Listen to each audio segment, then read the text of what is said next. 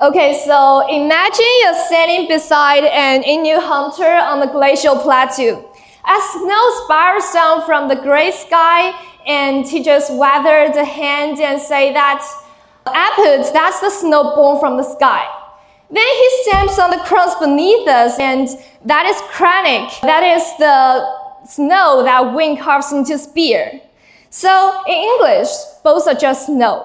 The word just betrayed how blind I was. Like, you should know, just beneath the same sky, we are different people and we have different language. And we just have the different perception of snow. So how does the language shape the world? According to the Language Diversity Index, there are about 7,000 known languages that just have shaped the global communication. Yet linguistic diversity is uneven.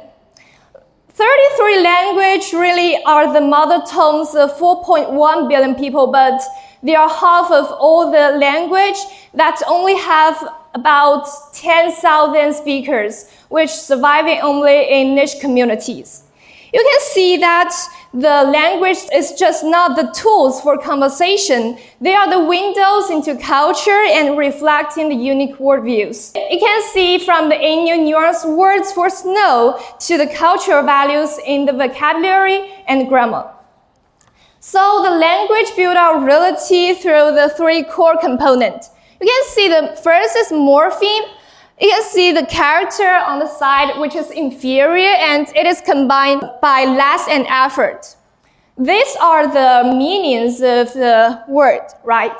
Just like less effort means you are inferior. And also, there are phonemes, which are the rhythm of the language. You can see like the subtle puff between p and b, really turn pin into bin, pit into bit.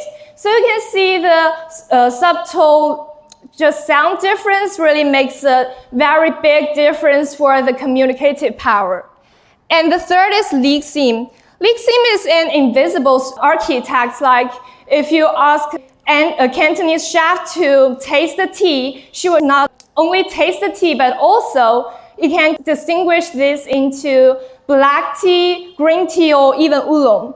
So each lexeme is a length, really shaping our perception of details that we might otherwise overlook. And then we move to word order. Like you can see, in Chinese and English, we say, "I eat apple," which is subject, verb, object. We are the actor and we are at the stage. We are just like the hero of the story.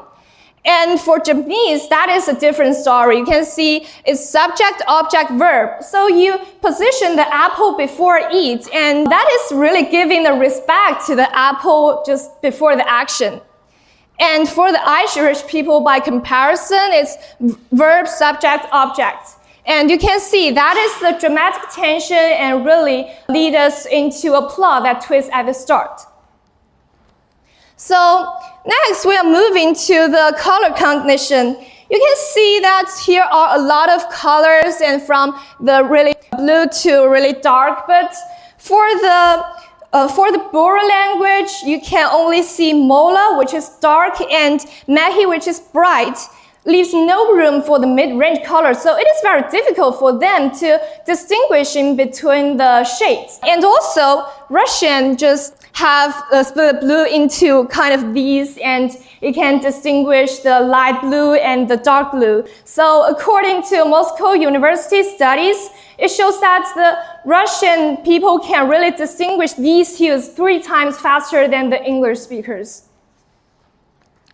Then we are moving on to the time perception.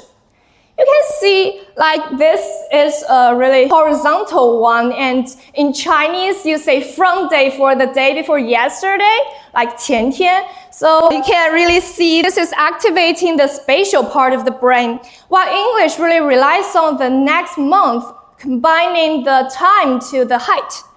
And also for the pure language, we just have words for 1, 2, and many, not for like 3, 4, 5, 6. So you can see this is really limited, just like the computer, like this, the computer binary code for combining only 1 and 0. Their simplicity reveals the power of language and also molds both thoughts and technology. Yet linguistic diversity is really fading. The UN reports that an indigenous language dies every 2 weeks. Like for the Guru Imathyr people of Australia, you might not have heard that. Like they really navigate by cardinal directions. Like they will say, pass the salt to the east or give that close to the west. So what is east and west? We don't know, but they really can't do this. They can just, this is east or this is west or something like that.